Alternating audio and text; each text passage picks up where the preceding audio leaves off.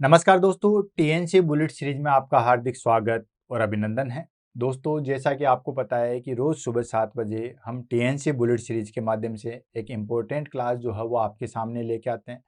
उस क्लास से रिलेटेड जो भी डाउट्स होते हैं उन सबको हम क्लियर करते हैं, साथ के साथ जो है वो चर्चा करते हैं कि इन फ्यूचर में उस पर्टिकुलर टॉपिक से किस प्रकार के जो है वो क्वेश्चन आ सकते हैं, उन सबको जो है हम इसके माध्यम से कंप्लीट करते हैं। तो आज की हमारे पास में 315 नंबर की क्लास, जिसको हम एमसी एबनॉर्मलिटी के नाम से जो है वो पढ़ेंगे। ये जो क्लास है ये बच्चों की फरमाइश पे जो है वो ली गई है, क्योंकि आपको पता ही है कि हम दो कैटेगरी से जो है वो टॉपिक चूज करते हैं। एक हमारे पास में जो 200 मोस्ट इंपॉर्टेंट टॉपिक की जो लिस्ट है वहाँ से हम टॉपिक सेलेक्ट करते हैं, और दूसरा हमारे पास में जो बच्चों की फरमाइश है वहाँ से हम लेते हैं।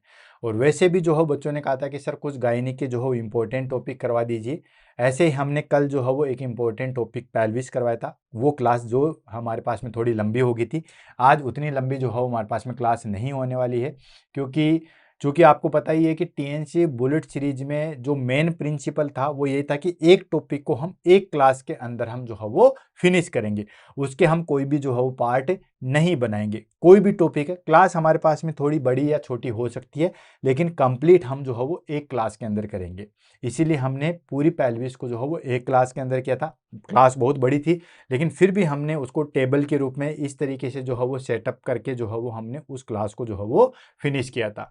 तो उसी कड़ी में आज हमारे पास में आ जाती है एमसी एबनॉर्मलिटीज। ये क्लास जो है वो बिल्कुल इंपॉर्टेंट है, और इसके अंदर जो है वो कौन कौन सी एबनॉर्मलिटी होती है वो सारी चीज़ें पढ़ेंगे। क्योंकि बच्चों ने कहा था कि गायनी के इंपॉर्टेंट टॉपिक करवा दीजिए, तो वैसे तो हमने मोस्टली इंपॉर्टेंट टॉपिक करवा दिए हैं।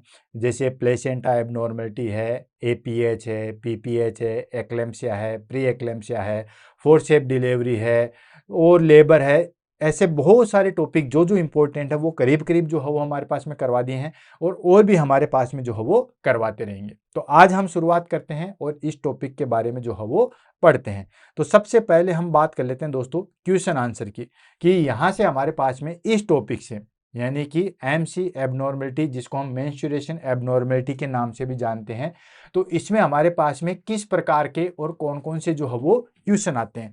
तो सबसे अहम चीज होती है हमारे पास में कि इसमें से जो क्वेश्चन आते हैं, जो मैंने क्वेश्चन देखे थे, तो दोस्तों 80 to 85% जो क्वेश्चन आ रहे थे वो आ रहे हैं इसके सिर्फ टर्मिनोलॉजी पे। ध्यान से समझिएगा दोस्तों, देखो कितनी अच्छी है, टर्मिनोलॉजी याद कर लो, आपके 80% क्वेश्चन जो है वो एमसी एबनॉर्मलिटी से जो है वो ठीक हो जाएंगे। तो अच्छी बात है ना भाई। कहीं कौन सी चीज जो है हमारे पास में इंपॉर्टेंट है, बच्चों के लिए सबसे बड़ा टास्क तो यही होता है कि कोई भी टॉपिक की शुरुआत करते हैं, फिर उनको ये पता नहीं होता है कि यार इस टॉपिक में एक्चुअली जो है वो हम पढ़े क्या।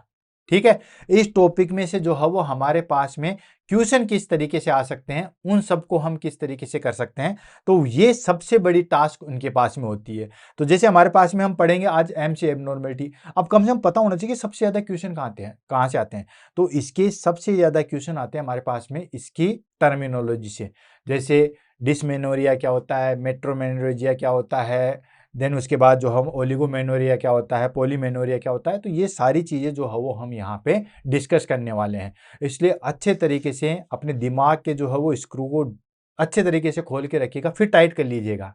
ठीक, ताकि सारी चीजें जो है वो हम यहाँ पे बहुत अच्छे तरीके से जो है वो एक्सप्लेन कर सकें, और सारी चीजों को जो है वो हम ढंग से पढ़ सकें।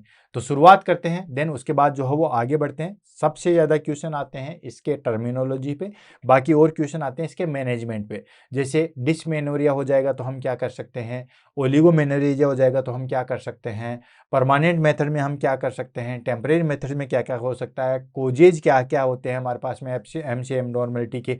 और आजकल की जो जनरेशन हो गई है, जिस तरीके से हमारे पास में लाइफ स्टाइल हो चुका है, जो स्ट्रेसफुल लाइफ हम जी रहे हैं ना, उस कंडीशन में हमारे पास में मेंस्ट्रुएशन एबनॉर्मलिटी जो है बहुत ज़्यादा देखने को मिलती है। ठीक है, फीमेल्स के अंदर। तो ये टॉपिक काफ़ी ज़्यादा सीरियस है, इसको हम लेते हैं। देन उसके बाद जो है वो आगे बढ़ते हैं, कौन कौन सी क्या क्या एबनॉर्मलिटी है, किस तरीके से, वो सारी चीज़ें हम देखेंगे। क्वेश्चन कहाँ से आते हैं वो मैंने ऑलरेडी आपको बता दिया है। और इस क्लास के अंदर पहले हम जो है वो नॉर्मल मेंस्ट्रुएशन को पढ़ेंगे, फिर हम उसकी एबनॉर्मलिटी को पढ़ेंगे। जैसे भाई नॉर्मल साइकिल कितना होता है, नॉर्मल जो है वो कितना ब्लड बाहर निकलता है, कितने टाइम पे जो है वो हमारे पास में किस स्टेज से किस स्टेज को हम एबनॉर्मल कहेंगे। जैसे नॉर्मली कहते हैं कि एमसी साइकिल जो है वन मंथ में आता है, एक्चुअल जो हमारे पास में आइडल होता है वो 28 डेज होता है, लेकिन किससे कम हो जाएगा तो हम उसको जो है वो ओलिगोमेनोरिया कहेंगे, किसको कहेंगे तो पोलियो हो जाएगा। वो सारी चीजें जो है वो हम डिस्कशन में लाएंगे और इस चीज को जो है वो फिनिश करेंगे। तो सबसे पहले हम डेफिनेशन ले लेते हैं एमसी एबनॉर्मलिटीज की। ध्यान से दोस्तों, हम डेफिनेशन ले रहे हैं एमसी एबनॉर्मलिटी की, यानी कि मेंस्ट्रुएशन एबनॉर्मलिटी की हम डेफिनेशन ले रहे हैं। तो नॉर्मल हमें पता होना चाहिए, तभी तो हमें वो सारी चीजें जो है वो करेंगे कि हाँ ये एबनॉर्मल है। तो हम पहले डेफिनेशन ले लेते हैं कि एमसी एबनॉर्मलिटीज क्या होती है, फिर हम नॉर्मल मेंस्ट्रुएशन साइकिल के अंदर क्या क्या चीजें होती है उसको हम डिस्कस करेंगे, और उससे जो डेविएशन हो जाएगा, जैसे इतने से इतने दिनों तक पीरियड आना चाहिए, इतना ब्लड जो है वो लॉस होना चाहिए, इतने दिनों में साइकिल आ जाना चाहिए, अगर इनसे डेविएशन हो जाएगा तो फिर वो हमारे पास में एमसी एबनॉर्मलिटी जो है वो देखने को मिलेगी। इसके बाद हम जो है वो इसके नॉर्मल एमसी साइकिल पढ़ेंगे, फिर हम एबनॉर्मलिटी को जो है वो ले लेंगे, बहुत अच्छे तरीके से, बहुत सीधे तरीके से हम चीज को जो है वो फिनिश करेंगे। तो सबसे पहले डेफिनेशन हम ले लेते हैं मेंस्ट्रुएशन एबनॉर्मलिटी। तो menstruation abnormality is refer to any deviation in the normal menstruation cycle patterns including changes in frequency, duration, regularities and amount of menstruation bleeding. देखो पूरी चीज दे दी है। मेंस्ट्रुएशन एबनॉर्मलिटी क्या होती है? मेंस्ट्रुएशन एबनॉर्मलिटी होती है कि कोई भी डेविएशन हो जाता है, किससे? नॉर्मल मेंस्ट्रुएशन साइकिल पैटर्न से। नॉर्मल जो मेंस्ट्रुएशन साइकिल पैटर्न है उससे कोई भी डेविएशन हो जाता है, कोई भी चीज अलग हो जाती है, उसको हम क्या कहते हैं? Menstruation abnormality. अब वो मेंस्ट्रुएशन साइकिल जो पैटर्न है उससे क्या डेविएशन होता है? जैसे चेंजेज इन फ्रीक्वेंसी, यानी कि जितने टाइम पे हमारे पास में जो है वो मेंस्ट्रुएशन साइकिल आना चाहिए था उससे चेंजेज हो जाता है। ड्यूरेशन, ड्यूरेशन आपको पता ही है कि इतने इतने दिन तक ब्लीडिंग फेज होती है और इतने दिन तक जो है हमारे पास में ब्लीड नहीं होता, तो वो ड्यूरेशन हमारे पास में जैसे 3 से 7 दिन होता है, तो अगर 3 दिन से कम आ रहा है तो भी दिक्कत है, 7 दिन से ज्यादा चीज आ रही है तो भी दिक्कत है। रेगुलरिटीज, रेगुलरिटी मतलब जैसे मान लीजिए 2 महीने रेगुलर आया, तीसरे महीने फिर दिक्कत कर गया, फिर 2 महीने रेगुलर आ गया, फिर चौथे पांचवें महीने फिर दिक्कत कर गया, फिर 3 महीने रेगुलर आ गया, फिर 1 महीने रेगुलर आ गया। तो वो रेगुलरिटी जो होनी चाहिए, मतलब जितने साइकिल से आता है। जैसे मैं आपको एग्जांपल बताऊं, नॉर्मल जो है वो हमारे पास में पीरियड आता है कितना? 28 डेज से आ रहा है। किसी फीमेल को मान लो 24 डेज से आ रहा है, लेकिन अगर किसी फीमेल को 24 डेज से जो है वो साइकिल आ रहा है तो वो एबनॉर्मल नहीं है। कैसे? वो लगातार उसी टाइम पे आना चाहिए, मतलब 24 डेज से आना चाहिए। फिर किसी को 22 डेज से भी आ रहा है वो भी एबनॉर्मल नहीं है। 22 डेज से आ रहा है कोई दिक्कत नहीं है, लेकिन फिर वो 22 डेज से ही आना चाहिए, फिर 22 डेज, फिर 22 डेज। ऐसा नहीं है इस महीने 22 डेज से आ गया, अगले महीने 34 डेज आ रहा है, फिर 34 आ गया, फिर 22, वो इरेगुलरिटीज हो गई है। अगर किसी को मान लो 34 डेज से आ रहा है कोई दिक्कत नहीं है, आप कहोगे सर 10-12 दिन का डिफरेंस है, कोई दिक्कत नहीं, लेकिन वो रेगुलर होना चाहिए। हर बार 34 डेज से आ रहा है तो 34 डेज से आना चाहिए, ऐसा नहीं कि अब की बार फिर 22 डेज से आ गया, तो वो होता है रेगुलरिटीज। जैसे मान लो किसी को मेंस्ट्रुएशन फ्लो जो होता है, यानी कि जो ब्लीडिंग होती है, वो किसी को 3 दिन होती है, किसी को 5 दिन होती है। तो ये नॉर्मल कब तक है? अगर किसी को 5 दिन हो रही है तो फिर हर साइकिल में 5 दिन ही होनी चाहिए, तब वो नॉर्मल है। अगर किसी को 3 दिन ही होती है कोई दिक्कत नहीं है, बट वो 3 दिन ही होनी चाहिए। फिर ऐसा नहीं है कि एक टाइम पे 5 दिन हो गई लगातार या 6 दिन लगातार होगी, दूसरे महीने सिर्फ 2 दिन ही हुई या 3 दिन ही हुई, तो फिर ये एबनॉर्मलिटीज है। ठीक है, तो ये सारी चीजें, मतलब कि जो मेंस्ट्रुएशन एबनॉर्मलिटी क्या होती है, जो भी हमारे पास में जो नॉर्मल मेंस्ट्रुएशन साइकिल होता है उसके पैटर्न से डेविएशन होता है, उससे चीज अलग आती है। अब उसमें अलग क्या है? उसकी फ्रीक्वेंसी चेंज हो जाए, मतलब जो आने की फ्रीक्वेंसी वो चेंज हो जाए, ड्यूरेशन चेंज हो जाए, ठीक है, रेगुलेटरी चेंज हो जाए, कभी कभी कम ज्यादा, कभी ज्यादा। Then amount of menstruation bleeding, जो हमारे पास में ब्लड आ, जैसे मान लो किसी को फिक्स टाइम पे भी आ रहा है, ठीक है, दिनों के लिए भी सेम है, ठीक है, जैसे 3 दिन या 4 दिन रहता है कोई दिक्कत नहीं है, लेकिन ब्लड ही इतना लॉस हो गया है कि कल को तो वो मरी जाएगी। ठीक है, ब्लड ही जो है वो 100 ml 150 ml लॉस हो रहा है, तो ये चीज, ब्लड भी एक नॉर्मल अमाउंट में, फ्रीक्वेंसी भी नॉर्मल अमाउंट में, मेंस्ट्रुएशन फ्लो भी जो है वो नॉर्मल डेज में, साइकिल जो है वो भी हमारे पास में जो है वो फ्रीक्वेंसी से आना चाहिए, ड्यूरेशन है वो भी फ्रीक्वेंसी से होना चाहिए। अगर इनसे डेविएशन होता है तो हमारे पास में उसको हम क्या बोलते हैं? मेंस्ट्रुएशन एबनॉर्मलिटी के नाम से जानते हैं। अब नॉर्मल मेंस्ट्रुएशन साइकिल किसको कहोगे? ठीक है, कि नॉर्मल कहते हैं ना कि भाई मेरे को तो बिल्कुल नॉर्मल साइकिल आता है, तो नॉर्मल मेंस्ट्रुएशन साइकिल किसको कहोगे? इसके लिए हमारे पास में हम 3 पॉइंटों को डिस्कस करेंगे। पहला करेंगे ड्यूरेशन। ड्यूरेशन मतलब कितने टाइम के बाद में जो है वो पीरियड आ रहा है। तो सबसे पहले ड्यूरेशन की बात करते हैं, तो ड्यूरेशन होता है 21 डेज से लेके 35 डेज तक का जो है वो नॉर्मल ड्यूरेशन काउंट किया गया। अगर किसी फीमेल को इन ड्यूरेशन के बीच में आ रहा है, बट फ्रीक्वेंसी सेम होनी चाहिए। किसी को 22 डेज से आ रहा है कोई बात नहीं, पर हर 22 डेज से ही आना चाहिए। किसी को 34 डेज से आ रहा है कोई दिक्कत नहीं, लेकिन वो हर 34 डेज से ही आना चाहिए। अगर 21 डेज से कम आ रहा है तो फिर एबनॉर्मलिटी आएगी।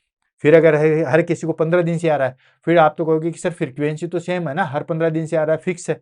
बट 15 दिन है ना, बहुत कम हो गए। तो अगर 21 डेज से कम आ रहा है, 21 डेज से अगर हमारे पास में कम आ रहा है, या फिर 35 डेज से ज्यादा जा रहा है, तो फिर वो एबनॉर्मलिटी आ जाएगी।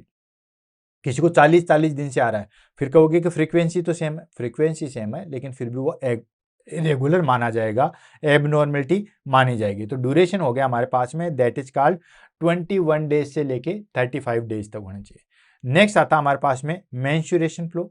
मेंस्ट्रुएशन फ्लो कितने दिन होना चाहिए, यानी कि जो ब्लीडिंग होती है वो कितने दिन होना चाहिए? तो दोस्तों 3 to 7 डेज होनी चाहिए। 3 डेज से कम नहीं होना चाहिए। कम हो रहा है तो फिर वो हमारे पास में एबनॉर्मलिटी है, मतलब बहुत कम ब्लड लॉस हो रहा है। और 7 डेज से जो है वो ज्यादा आ रहा है तो भी वो फिर हमारे पास में एबनॉर्मलिटी है। तो ये हो गया मेंस्ट्रुएशन फ्लो, 3 to 5 डेज के बीच में होना चाहिए, राइट। देन उसके बाद आता है हमारे पास में ब्लड लॉस। ब्लड लॉस कितना होना चाहिए? ब्लड लॉस जो है हमारे पास में 30 to 80 ml पर साइकिल होना चाहिए, एक साइकिल के अंदर। ध्यान रखना दोस्तों, हम दिन की बात नहीं करें, क्योंकि यहाँ पे भी हमारे पास में बहुत सारे ट्विस्ट आएंगे। कैसे? ये हमारे पास में नॉर्मल डोज कितना होना चाहिए? 30 ml से लेके 80 ml तक होना चाहिए। 30 ml से लेके 80 ml तक का ही ब्लड लॉस होना चाहिए। अगर 30 ml से कम आ रहा है तो भी दिक्कत है, और 80 ml से ज्यादा रहा है तो भी हमारे पास में दिक्कत है। तब देखो, इसको ध्यान से समझिएगा। जैसे मान लो इस 30 ml को 80 ml से हम डिवाइड करते हैं, तो मान लो 10 ml जो है वो ब्लड लॉस हो रहा है। हालांकि फ्रिक्वेंटली 10 ml नहीं होता है, जो फर्स्ट दिन होता है उस दिन, जैसे मान लो, जैसे मान के चलिए कि किसी फीमेल को जो है वो 4 डेज का लिए जो है वो पीरियड आता है। मैं एग्जाम्पल की बात कर रहा हूँ, मैं एग्जाम्पल नीचे ले लेता हूँ, क्योंकि ये सारी चीजें जो है वो नीचे की बात करते हैं। जैसे मैं एग्जाम्पल लेता हूँ कि किसी फीमेल को जो है वो 4 डेज जो है वो ब्लड आता है, 4 डेज के अंदर ब्लड आता है। ड्यूरेशन उसकी ठीक है, 21 यानी कि 28 डेज से आता है, 28 डेज से आ रहा है, तो आप कहोगे कि बिल्कुल ठीक है, 28 डेज से आ रहा है, फिक्स टाइम पे आ रहा है, कोई दिक्कत नहीं। फिक्स टाइम पे उसको 28 डेज से जो है वो ब्लड आ रहा है। देन उसको 4 डेज के लिए आ रहा है, तो ये भी ठीक है। लेकिन हमारे पास में ये जो 4 डेज में मान लीजिए उसको 50 ml जो है वो ब्लड लॉस होता है, तो ये बिल्कुल ओके है, राइट। लेकिन अब जैसे हम ड्यूरेशन की बात करते हैं, ठीक है, 4 डेज के अंदर आ रहा है, एकदम ओके है, कोई दिक्कत नहीं है। लेकिन मान के चलिए ये जो 50 ml ब्लड लॉस होता है हमारे पास में, वो शुरू के दिन, जैसे शुरू के दिन 20 ml हो गया, फिर 10 ml हो गया, फिर 10 ml हो गया, फिर लास्ट का जो है वो 10 ml हो गया। इस तरीके से हमारे पास में 4 दिन के अंदर जो है वो 50 ml का जो है वो ब्लड लॉस हो गया। लेकिन मान के चलिए किसी फीमेल को जो है वो 3 दिन ही ब्लड आ रहा है, लेकिन उस 3 दिन में हमारे पास में जो है वो 30 ml ब्लड लॉस हो रहा है। तो आप कहोगे कि सर 3 दिन में ही हमारे पास में लॉस हो गया। तो दोस्तों 3 दिन में हमारे पास में एक दिन 30 ml हो गया, तो टोटल 90 ml का तो लॉस हो गया, तो ये तो एबनॉर्मलिटी है। ऐसे मान के चलिए कि सिर्फ 10 ml ही लॉस हो रहा है, लेकिन वो 10 ml जो है वो 10 डेज के लिए हो गया, तो भी 100 ml का लॉस हो गया। तो ये सारी चीजें जब फिट बैठ जाती है, अगर ये तीनों चीजें, तीनों क्राइटेरिया फिट बैठ रहा है कि ड्यूरेशन जो है वो 21 से लेके 35 डेज तक होना चाहिए, देन उसके बाद मेंस्ट्रुएशन फ्लो जो है वो हमारे पास में 3 to 7 डेज में होना चाहिए, और टोटल ब्लड लॉस जो है वो कितना होना चाहिए? 30 to 80 ml होना चाहिए। टोटल ब्लड लॉस की बात कर रहा हूँ एक साइकिल के अंदर। एक साइकिल के अंदर हमारे पास में 30 से 80 ml ब्लड लॉस होना चाहिए। अगर 30 ml से कम हो रहा है तो भी दिक्कत है, 80 ml से ज्यादा हो रहा है तो भी दिक्कत है। और इसमें एक चीज और ऐड कीजिए, that is called frequency. Frequency कैसे? अब ये भी इंपॉर्टेंट है। फ्रीक्वेंसी भी जो है वो हमारे पास में इंपॉर्टेंट इसलिए है कि जब तक फ्रीक्वेंसी नहीं होगी तब तक नहीं है। जैसे मान के चलिए एक फीमेल है, इसको 34 डेज से आया, ठीक है, 4 दिन के लिए आया, ठीक है, और ब्लड लॉस हमारे पास में 60 ml हुआ, बिल्कुल ओके है। लेकिन दूसरा जो है वो हमारे पास में 24 डेज से आया है, लेकिन उसमें हमारे पास में ब्लड लॉस भी इतना है, इतने डेज के लिए, लेकिन ये फ्रीक्वेंसी सेम नहीं है ना कभी कम कभी ज्यादा, तो ये भी जो है वो ध्यान में रखना है। फ्रीक्वेंसी और ऐड कीजिए, मतलब प्रॉपर फ्रीक्वेंसी से आना चाहिए। देन उसके बाद आता है any deviation beyond these limit is considered as abnormal menstruation cycle. इस लिमिट से, इन तीनों लिमिट से अगर हमारे पास में कोई भी डेविएशन आता है तो फिर हम कह सकते हैं कि उसको मेंस्ट्रुएशन साइकिल में एबनॉर्मलिटी है। क्लियर है? अभी मेंस्ट्रुएशन साइकिल जो है वो किस तरीके से आता है और क्या जो है वो इसकी फ्रीक्वेंसी चलती है। तो नॉर्मल जो है वो दोस्तों आपको पता ही है, ये जैसे हमारे पास में, चलो एक मैं डायग्राम यही बना देता हूँ छोटा सा, हमें यूट्रस का चाहिए होता है। तो ये हमारे पास में, जैसे ये हमारे पास में फेलोपियन ट्यूब हो गई दो, और ये हमारे पास में जो है वो दोस्तों यूट्रस हो गया। ठीक है, ये हमारे पास में दोस्तों यूट्रस हो गया, और ये हमारे पास में ओवेरी अटैच हो गई। राइट, ये लो, छोटी बड़ी बड़े मैंने बना दिए, लेकिन ये हमारे पास में ओवेरी है। एक ओवेरी की स्ट्रक्चर जो है वो यहाँ पे दे दी है। नॉर्मली कंडीशन में क्या होता है, ओवेरी जो है वो हर महीने जो है वो एक ओवम रिलीज करती है, एक ओवम रिलीज करती है। वो ओवम रिलीज करके जो है वो सीधा कहाँ जाता है दोस्तों, यहाँ पे जो इनफंडिबुलम है इससे कलेक्ट कर लिया जाता है। इनफंडिबुलम से ये हमारे पास में जो है वो फेलोपियन ट्यूब के अंदर आ गया। ये हमारे पास में ओवम था, वो हमारे पास में कहाँ आ गया दोस्तों, फेलोपियन ट्यूब के अंदर आ गया। अब फेलोपियन ट्यूब के अंदर आ गया तो अगर यहाँ पे हमारे पास में स्पर्म है, ठीक है, इंटरकोर्स हो चुका है, तो ये अगर हमारे पास में स्पर्म है तो ये इस ओवम को जो है वो फर्टिलाइज कर देंगे। ठीक है, फर्टिलाइज कर देंगे तो फिर उसके बाद ये मूव करता करता 6 दिन के बाद यूट्रस के अंदर आ जाता है, और यहाँ पे जो है अपना ग्रो करने लग जाएगा और डिलीवरी हो जाएगी। ये होता है हमारे पास में नॉर्मल। लेकिन ये ओम जो हो यहाँ से कलेक्ट हो गया, यहाँ चला गया और फर्टिलाइजेशन नहीं हुआ, स्पर्म नहीं आए, फर्टिलाइजेशन नहीं हुआ, तो ये ओम यहाँ तक आएगा तो फिर उसके बाद में जो है उसका शेडेशन चालू हो जाएगा। जो यूट्रस की अंदर वाली लेयर है एंडोमेट्रियम, 3 प्रकार की लेयर होते हैं, एंडोमेट्रियम, मायोमेट्रियम एंड पेरीमेट्रियम। तो जो हमारे पास में एंडोमेट्रियम है उसकी सीडिंग चालू हो जाएगी, मतलब वहां से जो है वो मसल्स, या हम कहें कि जो लेयर है वो धीरे धीरे डैमेज होने लग जाएगी, और डैमेज होने के कारण जो ब्लड आता है उसी को हम जो है वो मेंस्ट्रुएशन ब्लड के नाम से जो है वो जाना जाता है। अब ये साइकिल और ये किस तरीके से चलता है इसको हम ले लेते हैं। तो दोस्तों आपको पता ही है, और एनाटॉमी में हम नहीं जाएंगे कि जब हमारे पास में कितने एग होते हैं, कितने फोलिकल्स होते हैं, तो करीबन 4 मिलियन के समथिंग होते हैं जब डिलीवरी, जब बच्ची पैदा होती है तब। देन उसके बाद में जो है हमारे पास में जो वो रिप्रोडक्टिव एज में आती है तब तक 4 लाख के समथिंग जो है वो बच जाते हैं, फिर धीरे धीरे जो है वो कम होते रहते हैं। तो ये जो है वो हमारे पास में प्राइमरी फोलिकल्स है। ये फोलिकल जो है वो धीरे धीरे ग्रो करते हैं, क्या करते हैं, धीरे धीरे ग्रो करते हैं। तो ये जैसे मान लीजिए मैं 0 डे से शुरुआत कर रहा हूँ, यहाँ से 0 डे ले रहा हूँ, अब उस चीज को 0 डे वो नहीं आएगा, जो ब्लीडिंग वाला है वो नहीं आएगा 0 डे। आप यहाँ पे देखिए, जैसे 0 डे से शुरुआत की, 0 डे से आगे चलता है, तो एक फोलिकल को मेच्योर होने में जो है वो कितना टाइम लगता है, लगभग जो है वो हमारे पास में 14 डेज लगते हैं। क्या लगते हैं दोस्तों, 14 डेज लगते हैं। यानी कि एक जो हमारे पास में ओम है, या जो प्राइमरी फोलिकल्स है, वहां से इसको डेवलप होने में जो है वो कितना लगता है दोस्तों, इसको डेवलप होने में हमारे पास में लगभग जो है वो 14 डेज लगता है, प्राइमरी फोलिकल्स। फिर जो है वो हमारे पास में जो है वो, सॉरी उल्ट हो गया, सॉरी सॉरी सॉरी, साइकिल ले लिया, ये लो, ये हमारे पास में प्राइमरी फोलिकल्स, ये हो गया, ये आ गया प्राइमरी फोलिकल, जिसको हम प्राइमोर्डियल फोलिकल्स के नाम से जानते हैं। ठीक है, ये हमारे पास में क्या होता है दोस्तों, कि ये हमारे पास में सीधा सीधा जो है वो आगे की तरफ बढ़ता है।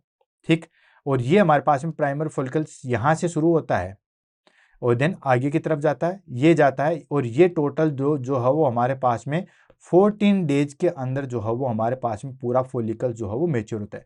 ये 0 डे था और इस तरीके से चलेगा, हमने एरो थोड़ा सा जो है वो उल्टा बना दिया था, इस तरीके से एक ओम जो है वो 14 डेज के अंदर जो है वो निकल जाता है। आपको सिर्फ इतना ही याद रखना है कि जो हमारे पास में फोलिकल्स है, जिसको हम ग्राफियन फोलिकल्स के नाम से भी जानते हैं, ठीक है, एक फोलिकल से एक ओम का निर्माण होता है। क्या होता है, एक फोलिकल से एक ओम का निर्माण होता है। ये फोलिकल्स था, ये धीरे धीरे मेच्योर हुआ, और इसको मेच्योर कौन करवाता है, एक हार्मोन होता है जिसको हम बोलते हैं FSH, follicle stimulating hormone. Follicle ही है, देखो ये प्राइमरी फोलिकल, ये सेकेंडरी फोलिकल, ये मेच्योर वेस्कुलर फोलिकल, ये फोलिकल रप्चर हो गया। ठीक है, तो एक फोलिकल को जो हो मेच्योर होने में 0 डेज से शुरुआत करेंगे, तो 14 डेज के अंदर जो है वो हमारे पास में जो है वो एक फोलिकल से एक ओम का निर्माण होता है। और इसको कंट्रोल कौन करता है, इसको FSH करता है, फोलिकल स्टिमुलेटिंग हार्मोन जो है वो इसको कंट्रोल करता है, इस फोलिकल को बनाता है, और एक ओम का जो है वो निर्माण हो जाता है। अब कुछ दिन पहले हमने जो है वो PCOD देखा था, पॉलीसिस्टिक ओवेरियन डिसऑर्डर देखा था, या PCOS, पॉलीसिस्टिक ओवेरियन सिंड्रोम देखा था, जैसे आज भी हम जिक्र करेंगे पॉलीसीएस का। तो इसमें हमारे पास में क्या आता है कि अगर FSH फॉलिकल स्टिमुलेटिंग हार्मोन अगर प्रॉपर सीक्रेट ना हो, प्रॉपर सीक्रेट ना होगा तो उसकी वजह से क्या होगा दोस्तों, ये फॉलिकल्स जो है वो हमारे पास में इससे ओम नहीं निकलेगा। ओम नहीं निकलेगा तो ये फॉलिकल ऐसे रह जाएगा और सिस्ट का निर्माण कर लेगा, ठीक है। और वो सिस्ट हमारे पास में जो है वो अंदर ग्रो करती रहेगी। तो इसको हम बोलते हैं दोस्तों पॉलीसिस्टिक किडनी डिजीज, जो कि पॉलीसिस्टिक ओवेरियन डिजीज। तो ये हमारे पास में FSH क्या करवाता है, इस फॉलिकल को मेच्योर करवाता है और फॉलिकल रप्चर होने के बाद में क्या होता है कि ओम बाहर निकलता है। तो ये जो फॉलिकल बचा, अब इसका क्या होगा, ये जो है वो फिर कार्पस ल्यूटियम में बदल देता है। और ये कार्पस ल्यूटियम में बदलने के बाद आगे जो है वो कार्पस एल्बिकेंस में जाता है और ये अंदर जाके जो है वो डिस्ट्रॉय हो जाता है। और इसको कंट्रोल कौन करता है, इसको जो है वो हमारे पास में कंट्रोल करता है LH, ल्यूटिनाइजिंग हार्मोन, ठीक है। और ये भी हमारे पास में पिट्यूटरी ग्लैंड से सीक्रेट होता है। पिट्यूटरी में भी कौन सी दोस्तों, जो एंटीरियर पिट्यूटरी ग्लैंड है वहां से जो है वो सीक्रेट होता है। तो FSH और LH ये दोनों के दोनों जो है वो हमारे पास में कहां से सीक्रेट हो रहे हैं दोस्तों, ये दोनों एंटीरियर पिट्यूटरी ग्लैंड से जो है वो सीक्रेट हो रहे हैं, जो कि फॉलिकल्स का जो है वो मैच्योरेशन करवाते हैं। हम फीमेल्स की बात करें, मेल के अंदर ये अलग काम करते हैं। मेल के अंदर जो है वो हमारे पास में ये जो स्पर्म है उनका जो है वो और सीमन का जो है वो प्रोडक्शन करवाते हैं। हम फीमेल की बात कर रहे हैं तो FSH जो है वो फॉलिकल को स्टिमुलेट करता है और फॉलिकल को जो है वो मेच्योर करके वहां से एक ओम को रिलीज करता है। ये जैसे ओम हमारे पास में रिलीज हो गया, अब ये ओम क्या करेगा, यहाँ से हमारे पास में जो इनफंडिबुलम है या जो हम कहें कि फेलोपियन ट्यूब है, वहां इसको कलेक्ट कर लेते हैं और देन आगे की तरफ जो है वो जाएगा। तो ये इस तरीके से जो है वो साइकिल चलता रहता है। समझ में आ गया। अब देखो, अब कहीं ना कहीं कोई ना कोई एबनॉर्मलिटी आएगी, चाहे FSH में आए, चाहे LH आए, चाहे एस्ट्रोजन में आए, चाहे प्रोजेस्टेरोन में, इन सब में एबनॉर्मलिटी आएगी और वो सारी एबनॉर्मलिटी हम जो है वो आगे देखेंगे। तो ये जो हमारे पास में, अब देखो ये तो हमारे पास में जो है वो ओवेरियन साइकिल चल गया। अब ओवेरियन साइकिल को जो है वो आप मेंस्ट्रुएशन साइकिल से डिनोट मत कीजिए। क्यों, ये ओम यहाँ पे रिलीज हुआ, ये ओम यहाँ पे रिलीज हुआ। अब ये ओम यहाँ पे रिलीज होने के बाद ये फेलोपियन ट्यूब में आ गया।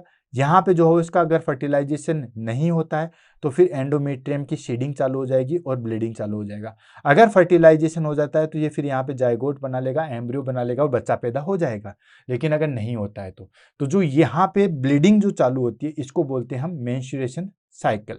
और जहां से ब्लीड चालू हो रहा था जिस दिन से, उसको हम फिर 0 डे मानते हैं, फिर हम MC साइकिल पढ़ते हैं। इसलिए ओवेरियन साइकिल और मेंस्ट्रुएशन साइकिल दोनों अलग अलग है। ध्यान रखना, मेंस्ट्रुएशन साइकिल 15 दिन आगे पीछे चलते हैं, ओवेरियन साइकिल और मेंस्ट्रुएशन साइकिल में 15 दिन का जो है वो डिफरेंशिएट होता है। अभी आगे चीज समझ में आ जाएगी। अब हम बात कर लेते हैं नॉर्मल मेंस्ट्रुएशन की जो है वो फेजेज कौन सी होती है। फेजेज मतलब कौन कौन सी स्टेज होती है। भाई नॉर्मल जो मेंस्ट्रुएशन साइकिल होता है उसमें कितनी होती है, तो लगभग जो है वो हमने क्या बताया दोस्तों कि ये 0 डे से लेके जो है वो हमारे पास में कितना होता है दोस्तों, 28 डेज जो है वो इसको नॉर्मल मानते हैं। थोड़ा सा मैं ऊपर ही ले लेता हूं ताकि मेरे सर के ऊपर से, ताकि आपको दिखाई दे। ये लो, ठीक है, ये हमारे पास में 28 डेज तक जो है वो नॉर्मल साइकिल चलता है। ठीक, अब ये नॉर्मल साइकिल चलता है हमारे पास में, तो सबसे पहली चीज आती है हमारे पास में normal menstruation phases. Normal menstruation phases की अगर हम बात करें तो दोस्तों इसमें आता है हमारे पास में पहला दिन, दैट इज का मेंस्ट्रुएशन फेजेस, यानी कि जहां पे हमारे पास में ब्लड का लॉस होता है। सीडिंग होती है एंडोमेट्रियल का, और एंडोमेट्रियल की सीडिंग होती है तो सर्विक्स, सर्विक्स से वेजाइना, और वेजाइना के थ्रू जो है वो ब्लड आता है, जिसको हम बोलते हैं मेंस्ट्रुएशन फेजेस। तो ये हमारे पास में दोस्तों फर्स्ट फेज है, जो कि 0 से लेके 5 डेज तक चलती है। ठीक है, 0 से लेके 5 डेज तक जो है वो हमारे पास में चलती है। तो ये हो गया हमारे पास में, ये 0 था मतलब 1 डेज, और ये 1 डेज से लेके 5 डेज, ये हमारे पास में 14 डेज, और ये हमारे पास में 28 डेज लगभग हो गया। ठीक है, तो ये हमारे पास में ये जो चीज चली इसको हम बोलते हैं मेंस्ट्रुएशन फेज। समझ में आ गया, MP मेंस्ट्रुएशन फेज, ये 0 से 5 डेज में चलती है। अब वो कहेगी सर 3 से 7 दिन, 3 से 7 दिन का रिलेशनशिप भी मैं आपको बताऊंगा किस तरीके से जो है वो हमारे पास में होता है। भाई 3 से 7 दिन होता है, वो एक ब्लीडिंग का टाइम है, लेकिन ये फेज चलती है हमारे पास में 0 से लेके, या हम कहें 1 से लेके 5 दिन। सेकेंड आ जाता है हमारे पास में, दैट इज का फोलिकुलर फेज। फोलिकुलर फेज क्या होता है, जब फोलिकल डेवलप होता है, यानी कि आपने देखा कि ये फोलिकल था, फिर ये हमारे पास में डेवलप हुआ, ये बड़ा हुआ, फिर ये पूरा मेच्योर हो गया और इससे एक ओम जो है वो बाहर निकल गया। ये हमारे पास में फोलिकल है। ठीक है, और एक फोलिकल से क्या हुआ, एक जो है वो हमारे पास में ओम बाहर निकल गया।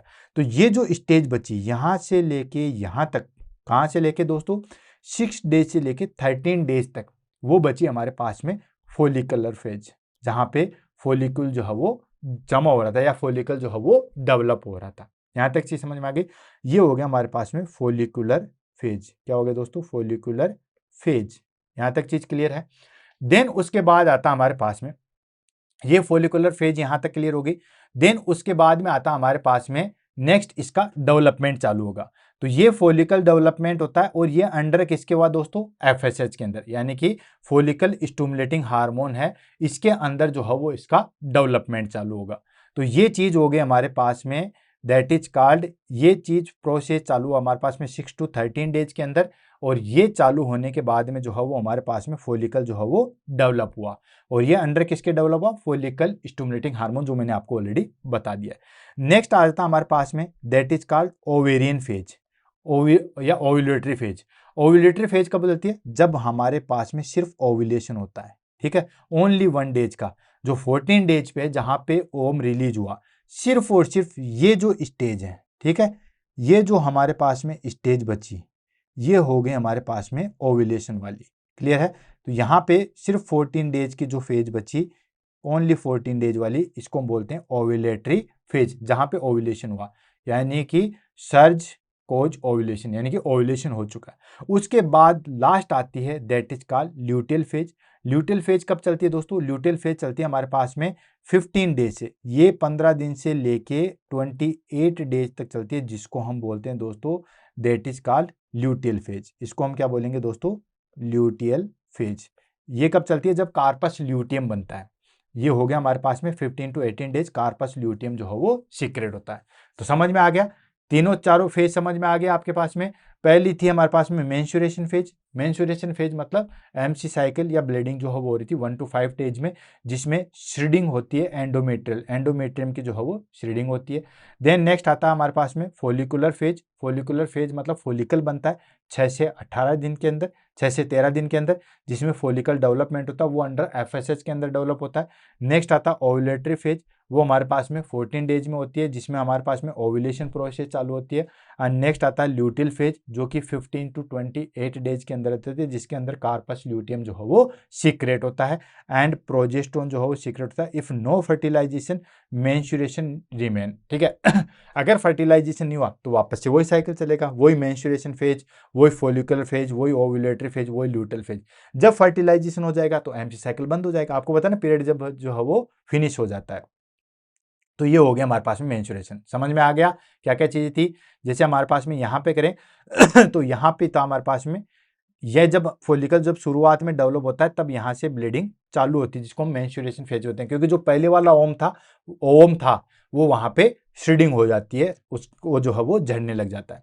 फिर यहाँ पे फोलिकल डेवलप होगा, यहाँ से लेके यहाँ तक 6 से लेके 13 दिन तक, ये हो गया हमारे पास में फोलिकुलर फेज। फिर ये हो गया हमारे पास में 14 फेज, जिसमें सिर्फ और सिर्फ जो है ओव्यूलेशन होता है। फिर हमारे पास में 14 to 28 डेज, जिसके अंदर हमारे पास में ल्यूटियल फेज होता है। तो ये सारी चीजें जो है वो हमारे पास में लगातार चलती रहती है। क्लियर हो गया? सारी चीज समझ में आ गई। अब इस चार्ट से जो है वो सारी चीजों को एक्सप्लेन देख लो, क्या क्या हार्मोन में क्या क्या चीजें को चेंजेस आता है, ताकि हमें किसी चीज की कोई दिक्कत ना हो। तो सबसे पहले हम नीचे से शुरुआत करते हैं। नीचे जो आप देख रहे हो डायग्राम में, ये डेज लिखे हुए हैं, ठीक है। ये क्या है दोस्तों? डेज है, 0, 3, 5 डेज, ये डेज है हमारे पास में। तो देखो इस साइकिल को हमारे पास में एक लास्ट में एक चीज लिखी हुई है 29 और 1 डेज, और यहाँ पे एक लाइनिंग खींची हुई है। ये जो लाइनिंग है हमारे पास में, ये लाइनिंग ये वाली है, इसके पीछे वाली है। मतलब अगर हम इसको पूरा साइकिल के रूप में, भाई ये तो सर्किल है, अभी हम इसको चार्ट के रूप में पढ़ रहे हैं, तो पूरा साइकिल तो वहीं से शुरू होगा ना। तो ये वाला एरिया जो है वो ये वाला है, यहाँ पे इसको जो मैं बता रहा हूँ ये वाला एरिया है, ये लो इसको मैंने पिंक कर दिया, मतलब जो भी ब्लू कर दिया, वो ये वाला एरिया है, ठीक है। तो ज्यादा कंफ्यूज नहीं होना है कि ये सारी चीजें कैसे चलती है। तो सबसे पहले हमारे पास में देखिए मेंस्ट्रुएशन होता है। क्या होता है दोस्तों? मेंस्ट्रुएशन होता है, और वो मेंस्ट्रुएशन कहाँ पे हो रहा है दोस्तों? ये हमारे पास में हो रहा है 0 to 6 डेज के अंदर हो रहा है, ठीक, या 0 to 5 डेज के अंदर जो है वो हमारे पास में हो रहा है। फिर फोलिकुलर फेज बनती है, जहां पे क्या होता है दोस्तों? फोलिकल डेवलप होता है, ठीक है। आगे भी देखते रहेगा ये वाला ओवेरियन के अंदर क्या चल रहा है। ओवेरियन के अंदर क्या चला है? ये हमारे पास में यहाँ तक ब्लीडिंग हो रही थी, तो नया वाला ओम जो है वो बनना शुरू होता है। जैसे यहाँ पे ब्लीडिंग जो है वो स्टार्ट रहती है, तब तक नया ओम जो है वो फिर नया मेच्योर होता है, क्योंकि ब्लीडिंग हो गई मतलब फर्टिलाइजेशन नहीं हुआ, फर्टिलाइजेशन नहीं हुआ तो नया ओम तो बनना ही है। अगर फर्टिलाइजेशन होकर वहां पे ब्लीडिंग नहीं होती है, फिर ये नहीं होता, फिर कोई ओम रिलीज नहीं होता, कोई फॉलिकल जो हो मेच्योर नहीं होता। अब ये फॉलिकल धीरे धीरे जो है वो डेवलप हो रहा है, ठीक है। अब ये डेवलप हो रहा है तो इसको डेवलप कौन कर रहा है दोस्तों? एफएसएच। तो यहाँ पे देख सकते हो एफएसएच यहाँ पे जो है वो हमारे पास में क्या है? इंक्रीज है, क्योंकि ये देखो यहाँ पे एफएसएच इंक्रीज दिखा रहा है, मतलब पीछे की साइड में अगर देखें तो एफएसएच यहाँ पे इंक्रीज था, तो एफएसएच इंक्रीज हुआ, ठीक। एफएसएच इंक्रीज हुआ तो ये फॉलिकल्स डेवलप हो जाएंगे, डेवलप होना चालू हो जाएंगे, जिसको फॉलिकल फेज कहते हैं। ये हमारे पास में आपको पता है 6 to जो है वो 13 डेज होती है। फॉलिकल हुआ, फॉलिकल यहाँ पे मेच्योर हो गया और एक ओम जो है वो बाहर निकल गया, इसको बोलते हैं ओव्यूलेटरी फेज। ये 14 डेज आ गया और ओव्यूलेशन हो गया ओव्यूलेटरी फेज।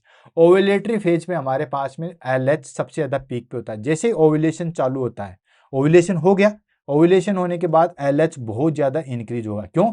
क्योंकि अब एलएच हो गया तो जो हमारे पास में फॉलिकल था अब उसको डिस्ट्रॉय भी तो करना है। तो डिस्ट्रॉय कौन करता है? ल्यूटिनाइजिंग हार्मोन, वो उसको कार्पस ल्यूटियम में बदलेगा, ठीक है। तो ये एलएच जो है वो हमारे पास में बहुत ज्यादा इंक्रीज हुआ। अब ये इंक्रीज होगा तो ये क्या करेगा? इसको जो है वो फिर कार्पस ल्यूटियम में बदल देगा और इसको जो है वो खत्म कर देगा।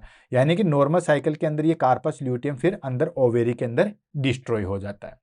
क्लियर है?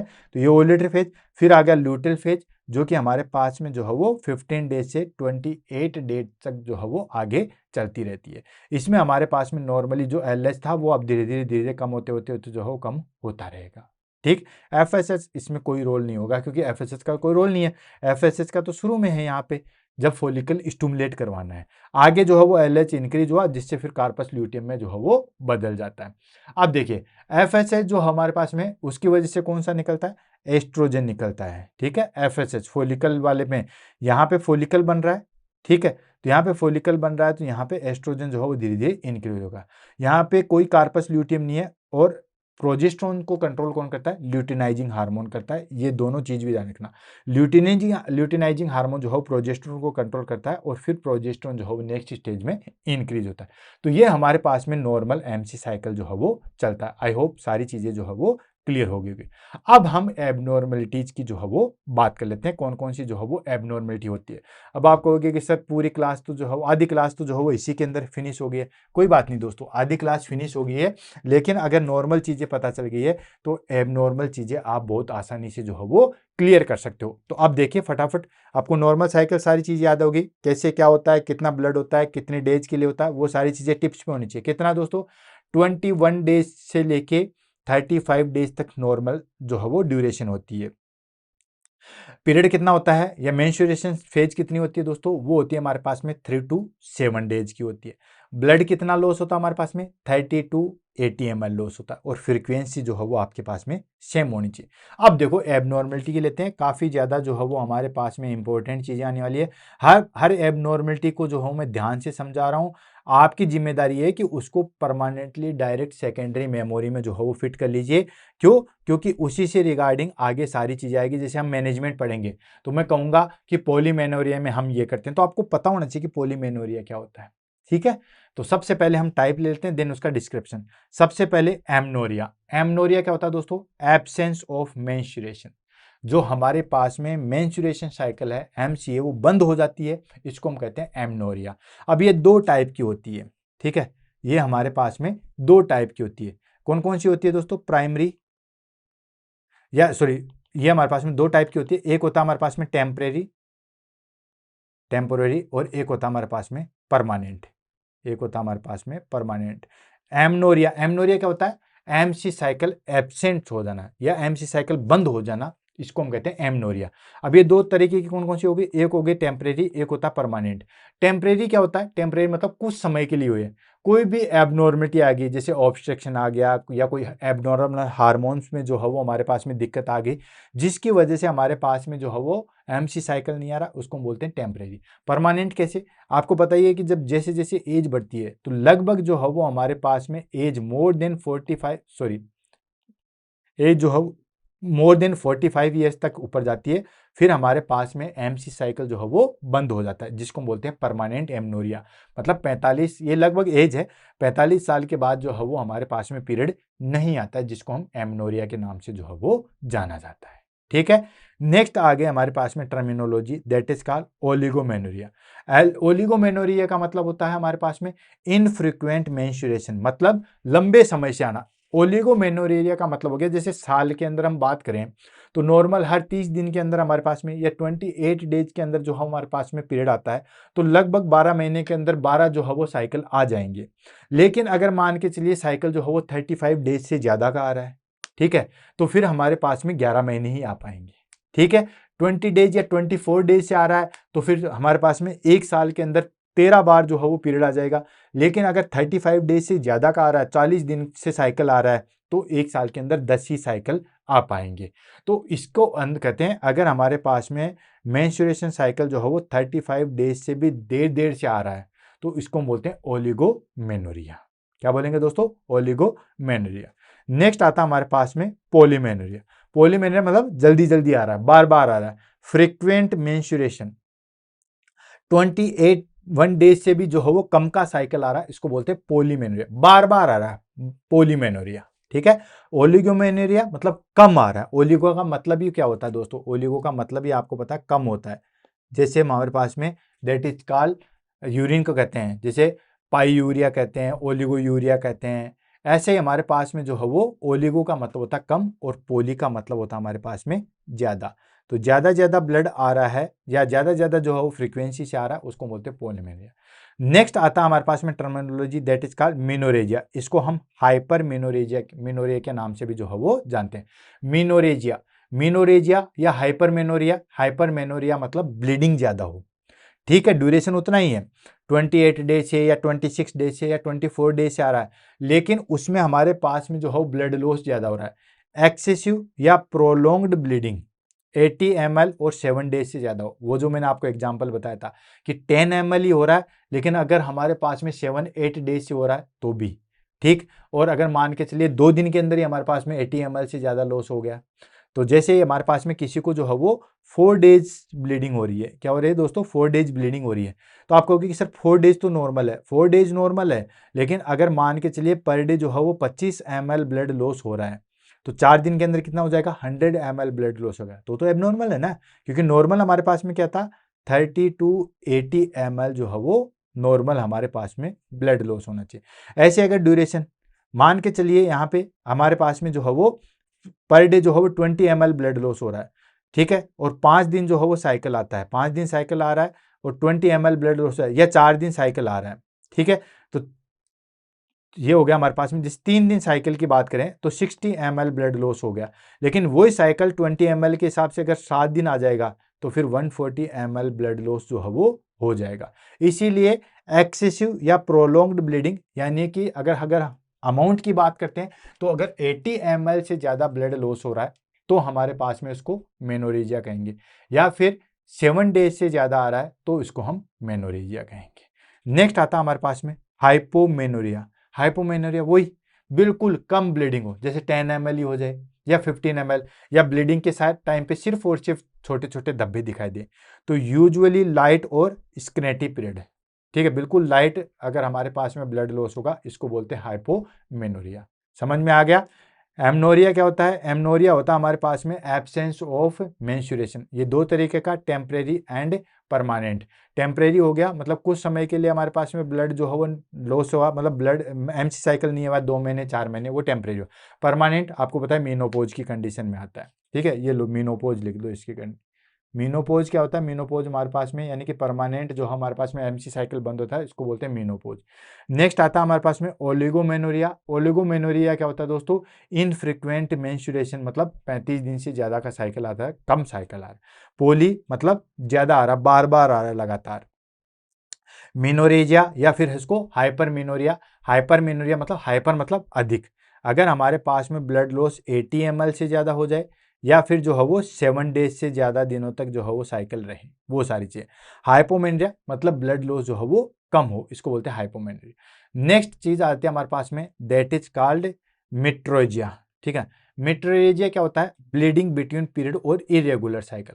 बिटवीन पीरियड, जैसे मान के चलिए हमने कहा कि मेंस्ट्रुएशन फेज आती है 4 दिन के लिए आती है, लेकिन कई बार बीच बीच में और आ जाता है ब्लड, ठीक है, तो ब्लीडिंग हो जाती है किसके, पीरियड के बीच में। समझ में आ रहा है, पीरियड के बीच में ब्लीडिंग हो जाए, जैसे मान लो आज ब्लीडिंग खत्म हो गई है, तो आपको पता है नेक्स्ट जब साइकिल आएगा 28 डेज से आए, 26 डेज से आए, या कितने दिन से भी आए, उसके बाद आएगा, उसके बाद फिर से जो हो ब्लीडिंग होगी। लेकिन हमारे पास में 10 दिन बाद फिर हो जाए या 15 दिन बाद फिर हो जाए, तो उसको बोलते हैं ब्लीडिंग इरेगुलर पीरियड एंड और इरेगुलर साइकिल। इरेगुलर साइकिल कैसे, जैसे अभी साइकिल 34 डेज से आ रहा है, फिर नेक्स्ट साइकिल भी 34 डेज से, ठीक है, कोई दिक्कत नहीं, नेक्स्ट साइकिल आ गया सडनली जो हो हमारे पास में 10 डेज से, ठीक, या फिर हमारे पास में 22 डेज से, फिर 22, फिर 35, इरेगुलर साइकिल आ जाए या फिर ब्लीडिंग हो जाए पीरियड के बीच बीच में, इसको हम बोलते हैं दोस्तों मेट्रेजिया। नेक्स्ट आता है हमारे पास में दैट इज कॉल्ड मीनोमेट्रेजिया। मीनोमेट्रेजिया की बात करें मतलब हेवी और इरेगुलर ब्लीडिंग, बहुत ज्यादा हेवी ब्लीडिंग हो, मीनोमेट्रेजिया हो, इरेगुलर या हेवी ब्लीडिंग हो, उसको हम बोलते हैं मीनोमेट्रेजिया। ऑलरेडी जो है हमारे पास में मीनोरेजिया के तरीके से ही होता है, उसके अंदर भी जो है हमारे पास में हेवी ब्लीडिंग होती है। ये हमारे पास में इरेगुलर होती है और हेवी ब्लीडिंग होती है। नेक्स्ट होता है हमारे पास में डिस्मेनोरिया। अगर इसको ध्यान रखना कि मीनोमेट्रोरेजिया या मीनोरेजिया को जो है वो किस तरीके से डिफरेंशिएट करोगे, तो उसके अंदर हमारे पास में हेवी ब्लीडिंग तो होती है, यानी कि उसके अंदर हमारे पास में 80 ml से ब्लड लॉस होता है, लेकिन उसके अंदर रेगुलर होता है, पर डे 20-20 ml निकलेगा, या 7 दिन से ज्यादा का टाइम पे जो है वो ब्लड लॉस होगा। इसके अंदर इरेगुलर ब्लीडिंग होगी। Irregular bleeding in the sense आज बहुत ज्यादा निकल गया, कल बिल्कुल नहीं निकलेगा, परसों फिर ज्यादा निकल गया, तो वो सारी चीजें सडनली निकल रहा है, एकदम फ्लो आ रहा है, हेवी या इरेगुलर ब्लीडिंग जिसको हम कहते हैं, इसको बोलते हैं मीनोमेट्रेजिया। नेक्स्ट आता है डिस्मेनोरिया। सब लोग इस नाम से तो जो है वो फेमिलियर होंगे। पेनफुल मेंस्ट्रुएशन होता है, यानी कि जब भी हमारे पास में मेंस्ट्रुएशन आएगा तो क्रैम्प्स आएंगे, नोजिया आएगा, फटीग आएगा, ये सारी चीजें जो है वो हमें देखने को मिलेगी। तो ये हो गया हमारे पास में पेनफुल मेंस्ट्रुएशन, मतलब इसके अंदर हमारे पास में क्या आएंगे दोस्तों, क्रैम्प्स आएंगे, नोजिया आएगा, फटीग आएगा, वो सारी चीजें जिसको हम बोलते हैं डिस्मेनोरिया। नेक्स्ट आता है पीएमएस, प्री मेंस्ट्रुएशन सिंड्रोम, यानी कि जब हमारे पास में ब्लीडिंग आने वाली कंडीशन होगी। बहुत सारी फीमेल को ये सारी चीजें जो है वो असेस होती है कि जैसे ब्लीडिंग स्टार्ट होती है, जैसे कि 2 दिन बाद होने वाली है, 5 दिन बाद होने वाली है, तो उसमें जो है वो पहले से ही सिम्टम्स आने चालू हो जाते हैं। क्लाइंट जो है वो चिड़चिड़ा हो जाता है, मूड स्विंग होने लग जाते हैं, वो सारी चीजें, यानी कि इमोशनल और physical symptoms before menstruation. Menstruation से पहले जो है वो हमारे पास में फिजिकली या इमोशनली जो है वो सिम्टम्स देखने को मिलेंगे, इसको हम बोलते हैं पीएमएस। नेक्स्ट आता है that is called involuntary cycle. Involuntary cycle का मतलब होता है एब्सेंस ऑफ ओव्यूलेशन, यानी कि ओव्यूलेशन ही नहीं हो रहा, ठीक है। एंड ओव्यूलेटरी साइकिल मतलब ओव्यूलेशन हो रहा, इरेगुलर अनप्रेडिक्टेबल ब्लीडिंग हो जाएगी। ओव्यूलेशन एब्सेंस होगा, लेकिन बीच बीच में जो हो ब्लीडिंग हो जाती है। नॉर्मल तो क्या होता है कि जब ओम आता है, ओम जो हमारे पास में फेलोपियन ट्यूब में जाता है, जब उसका फर्टिलाइजेशन नहीं होता है तो फिर सीडिंग चालू होती है, ये सारी चीजें होती है। लेकिन इसके अंदर ये सारी चीजें जो है वो नहीं होती है। तो ये हमारे पास में कुछ एबनॉर्मलिटीज है, जिसको आप अच्छे तरीके से जो है वो नोट करके जो है वो रखिएगा, क्योंकि आईबी जो है वो इनका बहुत काम पड़ने वाला है। काम इन द सेंस कि आगे जो हम चीज़ें डिटेल से पढ़ेंगे या बहुत सारी जो है वो डिजीज पढ़ेंगे, उसके अंदर ये हमारे पास में चीज़ें जो है वो काम में आने वाली है। क्लियर है, तो इसको हम जो है वो देखते हैं। नेक्स्ट आ जाता है हमारे पास में दैट इज कॉल्ड कोजेज। क्या क्या जो है वो हमारे पास में कोजेज होते हैं, यानी कि ये जो हमारे पास में एबनॉर्मलिटीज है या जो एबनॉर्मलिटी होती है उसके जो है वो क्या क्या कोजेज हो सकते हैं। तो कोजेज की हम बात करते हैं, अलग अलग तरीके से जो है वो डिवाइड करेंगे। फिजियोलॉजिकली कोजेज हमारे पास में अलग आते हैं, देन उस तरीके से। तो कोजेज में हमारे पास में पहली चीज आ जाएगी फिजियोलॉजिकल कोजेज। क्या होते हैं physiologically causes? Physiologically causes in the sense कि फिजियोलॉजिकली कोजेज जैसे प्यूबर्टी है और pre menopause hormonal fluctuation. Hormonal में जो है वो इम्बेलेंस होता है, एफएसएच एलएचएच या जो भी हार्मोनल इम्बेलेंस होता है, जिसके अंदर प्यूबर्टी हो सकता है जल्दी आ जाए या हो सकता है लेट आ जाए। प्यूबर्टी मतलब फर्स्ट टाइम जो हमारे पास में जो जवानी आती है, ठीक है, प्यूबर्टी में जिसमें पहली ब्लीडिंग होती है जिसको मिनार्ज की कहते हैं, तो उसमें हमारे पास में प्यूबर्टी या प्री मीनोपोज मतलब पहले मीनोपोज आ जाए, ये सब चीज़ें हार्मोनल फ्लक्चुएशन के कारण होती है। नेक्स्ट आता है हमारे पास में फिजियोलॉजिकल कोजेज में, अगर लाइफ में स्ट्रेस है, एंजाइटी है और इमोशनल डिस्टर्बेंस है, और आज के टाइम पे ये सबसे ज़्यादा देखने को मिलता है। हर कोई पर्सन जो है वो स्ट्रेस से सफ़र कर रहा है, हर कोई पर्सन जो है वो इमोशनल डिस्टर्ब है। ठीक है, क्यों? क्योंकि आजकल ज़माना ही ऐसा हो गया है। इस जो हमारे पास में कलयुग का जो ज़माना है, इसमें लोग इमोशनली इतना जो है वो हमारे पास में होते हैं। बहुत सारे ऐसे होते हैं जो इमोशन से खेलते हैं, बहुत सारे जो है बहुत सारी स्ट्रेस लेते हैं, बहुत सारी एंजाइटी होती है करियर के रिगार्डिंग, जॉब सिक्योरिटी के रिगार्डिंग। तो इन सब चीज़ों की वजह से भी हमारे पास में मेंस्ट्रुएशन एबनॉर्मलिटी जो है वो हमें देखने को मिलती है। तो स्ट्रेस, एंजाइटी, इमोशनल डिस्टर्बेंस, ये सारी चीज़ें जो है वो हमें देखने को मिलती है। नेक्स्ट आता है एक्सेसिव एक्सरसाइज और माल न्यूट्रिशन। अगर कोई फीमेल बहुत ज़्यादा एक्सरसाइज करता है तो भी हमारे पास में मेंस्ट्रुएशन एबनॉर्मलिटी हो सकती है। या फिर माल न्यूट्रिशन, मतलब वो किसी चीज़ से जो है वो खाना उसको प्रॉपर नहीं मिल रहा है। ये हो गया हमारे पास में फिजियोलॉजिकली चेंजेज, मतलब हमारी बॉडी में जो है वो क्या क्या चीज़ें की चेंजेज होने की वजह से फिर जो है वो हमारे पास में मेंस्ट्रुएशन एबनॉर्मलिटी देखने को मिलती है। तो अगर हार्मोनल फ्लक्चुएशन हो जाए उसकी वजह से, स्ट्रेस, एंजाइटी, इमोशनल डिस्टर्बेंस हो जाए उसकी वजह से, एक्सेसिव एक्सरसाइज और माल न्यूट्रिशन हो जाए, इनकी वजह से हमारे पास में एमसी एबनॉर्मलिटी हो सकती है। नेक्स्ट आता है हमारे पास में पैथोलॉजिकली कोजेज। पैथोलॉजिकली कोजेज मतलब कोई ना कोई जो है वो हमारे पास में फिर पैथोलॉजिकली कोई डिजीज की वजह से जो है वो हमारे पास में चीज़ें होती है। अब कौन कौन सी चीज़ें हो सकती है? पहला आ जाता है हार्मोनल डिसऑर्डर। हार्मोनल डिसऑर्डर जैसे पीसीओएस। तो अभी हमने सिर्फ और सिर्फ जो है वो 5 दिन पहले ही जो पढ़ा था पीसीओडी, पढ़ा था या नहीं पढ़ा था? पीसीओडी पढ़ा था हमारे पास में, polycystic ovarian disease. Polycystic ovarian disease वो हमने टीएनसी बुलेट सीरीज के अंदर ही पढ़ा था। तो इसकी कॉम्प्लिकेशन होती है पीसीओएस, और इन दोनों को भी हमने जो है वो चार्ट के रूप में, पीसीओडी पीओएस में क्या डिफरेंस होता है वो मैंने चार्ट के रूप में बताया था। तो पीसीओएस होता है पॉलीसिस्टिक ओवेरियन सिंड्रोम, ये पीसीओडी से ज्यादा वाली डेंजरस कंडीशन है। तो अगर किसी फीमेल को जो है वो हमारे पास में पीसीओएस है, थायराइड डिसफंक्शन है, किसी को थायराइड जो है वो एबनॉर्मलिटी है, और थायराइड फंक्शन टेस्ट भी हमने जो है वो दोस्तों 2 दिन पहले देखे थे। टीएफटी देखा था या नहीं देखा था? Thyroid function test. ये हमारे पास में T3, T4 और TSH, इन हार्मोन्स की जो है वो एबनॉर्मलिटी की वजह से बहुत सारी चीज़ें जो है वो देखने को मिलती है। नेक्स्ट आता है हाइपर प्रोलैक्टीमिया। हाइपर प्रोलैक्टीमिया मतलब जो प्रोलैक्टिन हार्मोन है वो ज़्यादा सीक्रेट हो जाए।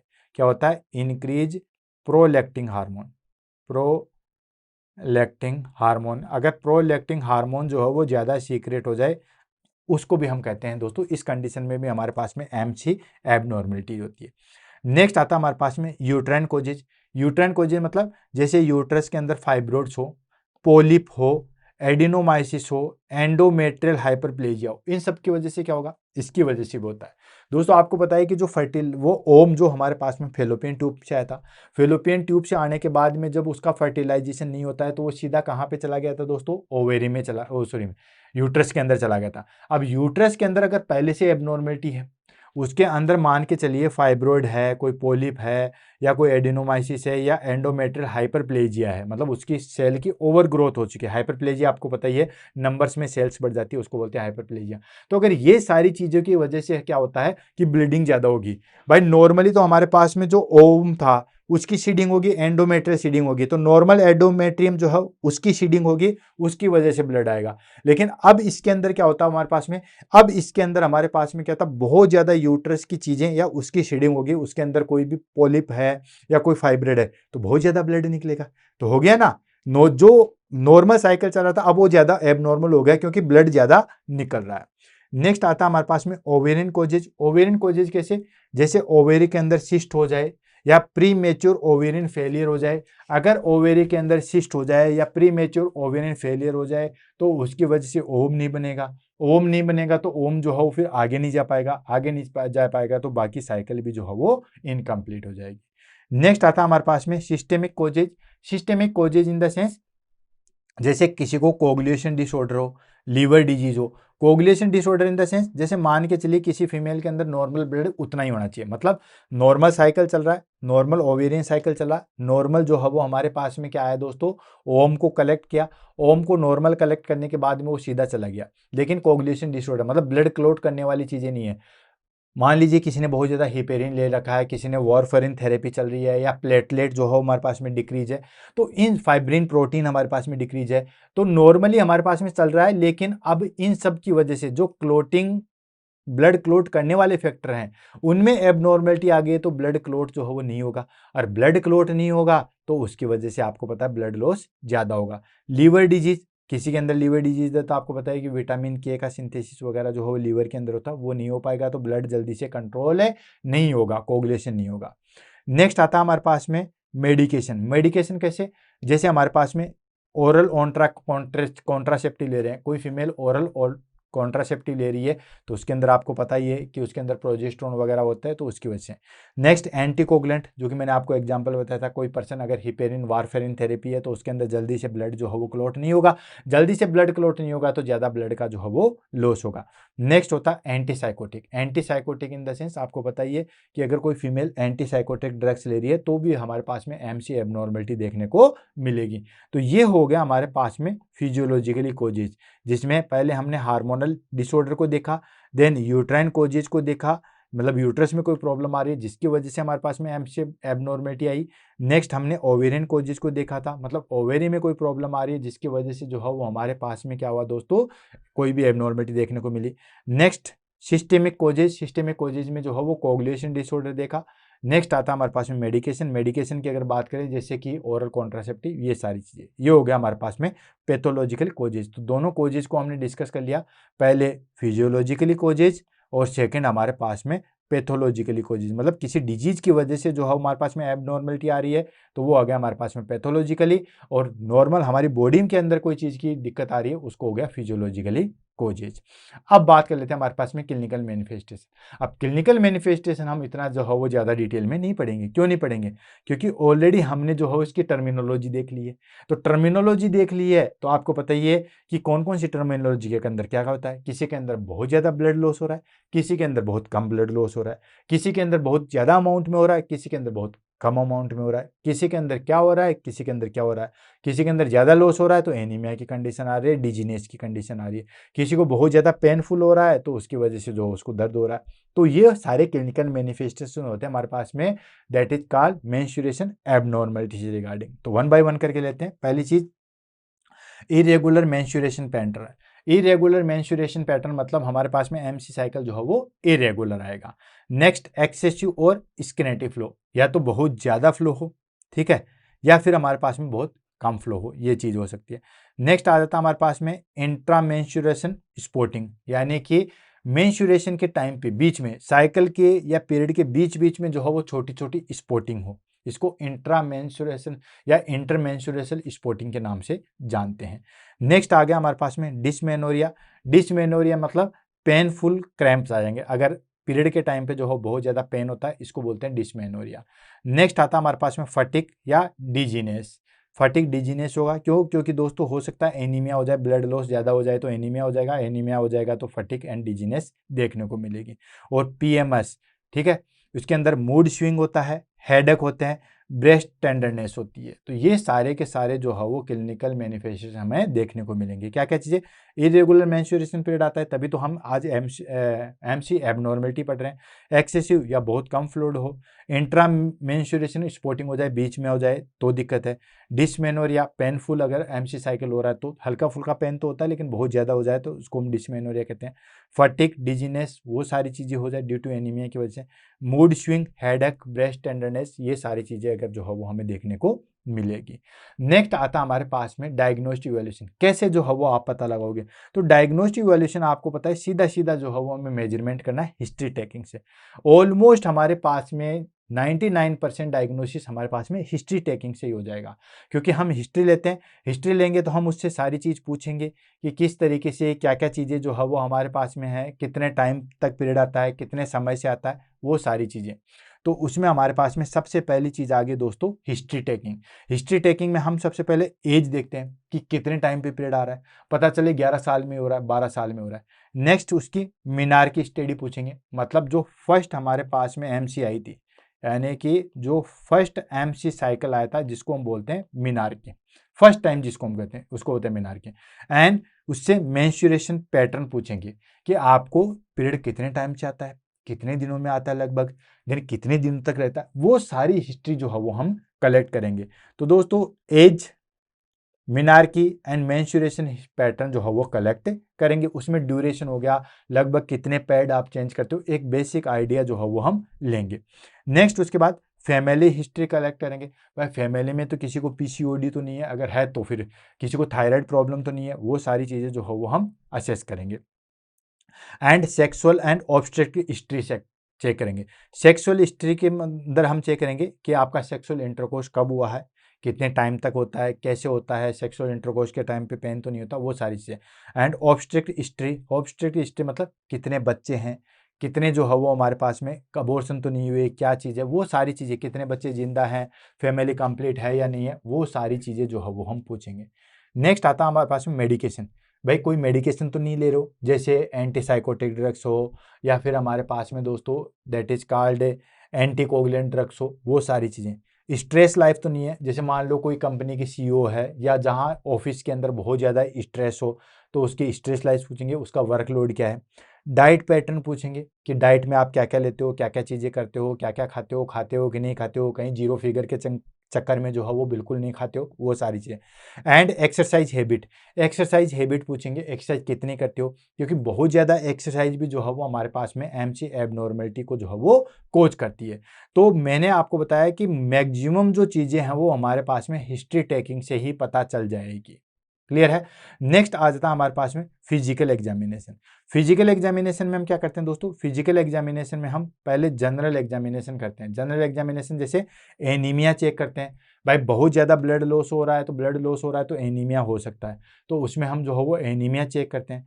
थायराइड इनलार्जमेंट हम चेक करते हैं, भाई थायराइड ग्लैंड का जो है वो इनलार्जमेंट तो नहीं हो रहा। वेट चेक करते हैं कि वेट जो है वो लॉस तो नहीं हो रहा, ये सारी चीज़ें।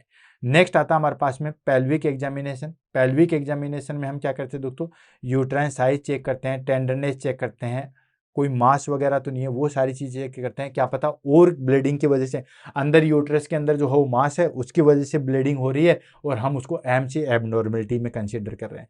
तो ये हो गया हमारे पास में फिजिकल एग्जामिनेशन, जिसमें हमने जनरल में क्या किया दोस्तों, एनीमिया, थायराइड इनलार्जमेंट, वेट, ये सारी चीज़ें। पेल्विक एग्जामिनेशन में यूट्राइन साइज, टेंडरनेस, मास, ये सारी चीज़ें देखते हैं। क्लियर है। नेक्स्ट आ जाता है हमारे पास में investigation.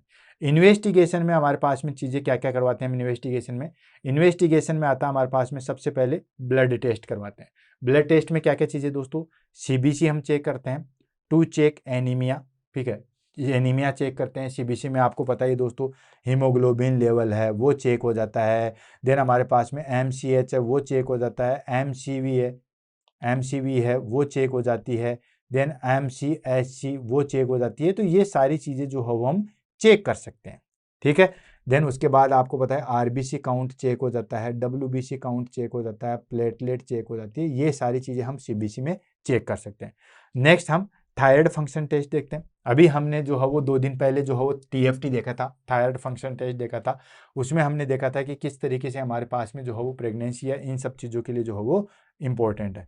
Next serum FSH, follicle stimulating hormone, luteinising hormone, prolactin hormone, oestrogen level, progesterone level, ये सारे हार्मोन को जो है वो हम चेक करते हैं, क्योंकि सारे का जो है अपना अपना रोल है।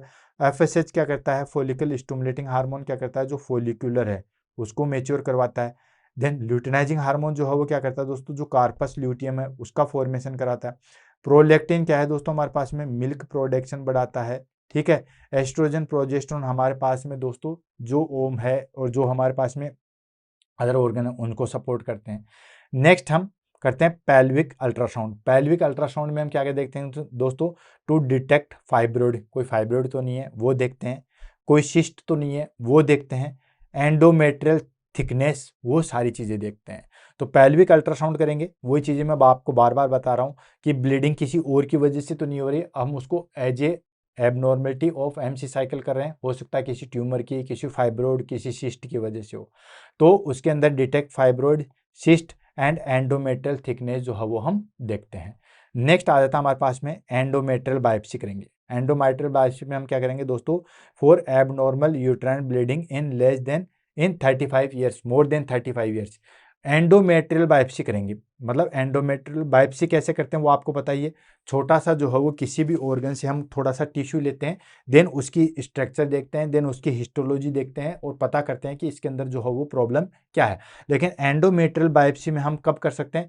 तो ये हम तभी करेंगे जब एज जो है वो हमारे पास में 35 ईयर्स से ज़्यादा रहेगी।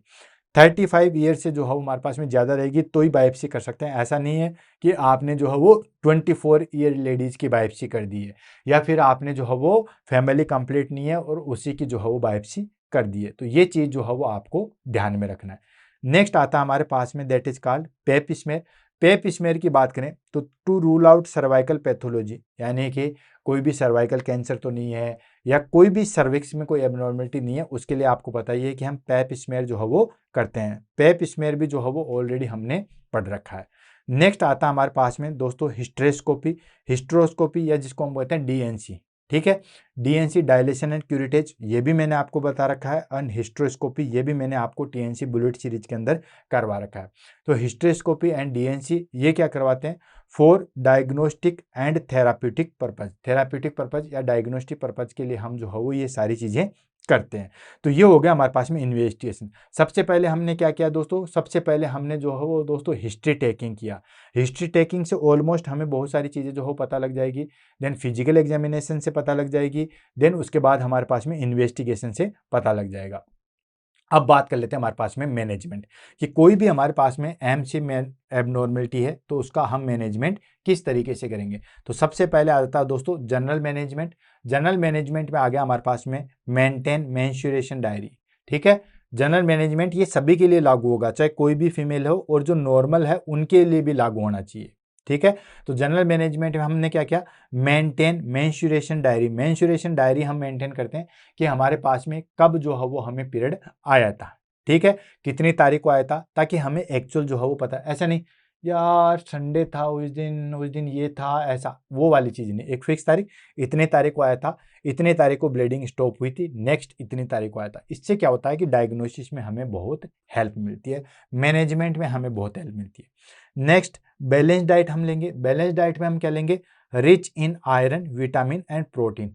प्रोटीन हाई क्वांटिटी में लेंगे, विटामिन हाई क्वांटिटी में लेंगे, एंड आयरन जो है वो हाई क्वांटिटी में लेंगे। ये बैलेंस डाइट हम जो है वो मेंटेन करेंगे। नेक्स्ट आता है मैनेज स्ट्रेस। स्ट्रेस को जो है वो मैनेज करेंगे through relaxation and counselling. Counselling या रिलैक्सेशन टेक्निक के द्वारा स्ट्रेस को जो है वो हम मैनेज करते हैं। जो भी हमारे पास में स्ट्रेस है उसको हम जो है वो मैनेज करेंगे। नेक्स्ट आ जाता है regular exercise and adequate sleep.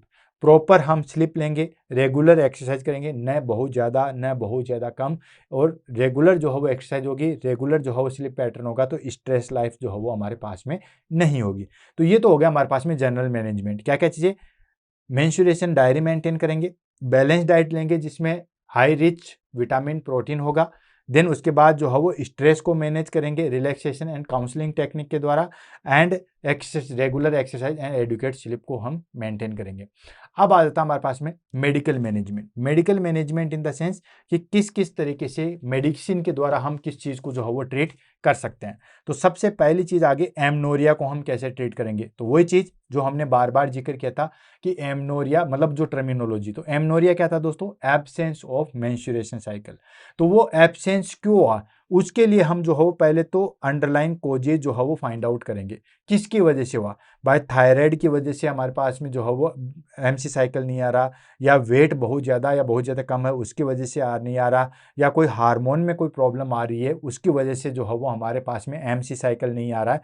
तो वो सारी चीज़ें जो है वो हम देखेंगे। एमनोरिया कंडीशन मतलब एब्सेंस हो गया, तो उसको हम जो है वो यहाँ पे देखेंगे। नेक्स्ट आ जाता है हमारे पास में, दैट इज कॉल्ड ओलिगोमेनोरिया या पॉलीमेनोरिया। ओलिगोमेनोरिया मतलब हमारे पास में जो है वो कम होना, एमसी साइकिल कम आना, और कम आने का मतलब 35 डेज से ज़्यादा, और पॉलीमेनोरिया मतलब बार बार आना, मतलब 28 डेज से भी कम आना। तो इसमें हम क्या करते हैं दोस्तों? हार्मोनल रेगुलेशन करते हैं। ठीक है, कंबाइन ओरल कॉन्ट्रासेप्टिव, मतलब ओरल कॉन्ट्रासेप्टिव ड्रग्स भी हम देंगे, साथ के साथ जो है वो हम क्या करेंगे दोस्तों? उसका हार्मोनल रेगुलेशन भी हम चेक करते हैं। नेक्स्ट आ जाता है हमारे पास में मिनोरेजिया या जिसको हम मिनोमेट्रेजिया। इसके अंदर क्या करेंगे दोस्तों? NSAID ड्रग्स देंगे, non steroid anti inflammatory drug, जिसमें मेफेनिक एसिड हम देते हैं, ट्रेनेक्सिक एसिड देते हैं, ओरल कॉन्ट्रासेप्टिव देते हैं, प्रोजेस्टेरोन थेरेपी देते हैं, आयरन सप्लीमेंट देते हैं। इस मेनोरेजिया में क्या होता है, बहुत ज़्यादा जो है वो ब्लड लॉस होता है। अब बहुत ज़्यादा ब्लड लॉस होता है तो आपको पता ही दोस्तों, मैफनिक एसिड या ट्रेनेक्सिक इंजेक्शन ट्रेनेक्सा जो है वो दिया जाता है, आपको बताइए। नेक्स्ट आता है हमारे पास में डिसमेनोरिया। डिसमेनोरिया क्या होता है दोस्तों, अब बताइए टर्मिनोलॉजी। डिसमेनोरिया हो गया हमारे पास में पेनफुल मेंस्ट्रुएशन। पेनफुल मेंस्ट्रुएशन में हम क्या करते हैं दोस्तों, एनएसएआईडी ड्रग्स देते हैं, ओरल कॉन्ट्रासेप्टिव ड्रग्स देते हैं, एंटी स्पाज्मोडिक ड्रग्स देते हैं एंड लोकल हीट एप्लीकेशन देते हैं। आपने पता ही है कि हॉट वाटर बॉटल लेके जो है वो सिकाई की जाती है, पता ही होगा।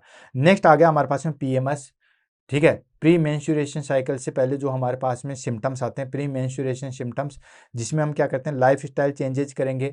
एसएसआरआई जैसे फ्लुक्सेटिन है, सेरोटोनिन रीअपटेक इनहिबिटर देते हैं, सेलेक्टिव सेरोटोनिन रीअपटेक इनहिबिटर देते हैं, डायूरेटिक्स हम देते हैं, कैल्शियम और विटामिन B6 जो है वो दिया जाता है। एंड एनोवोलेंट्री साइकिल, एनोवोलेंट्री साइकिल यानी कि इसके अंदर ओव्यूलेशन जो है वो हो ही नहीं रहा है, तो इसके अंदर हम क्या कहते हैं दोस्तों, कॉम्फिफेन सिट्रेट देते हैं, ठीक है।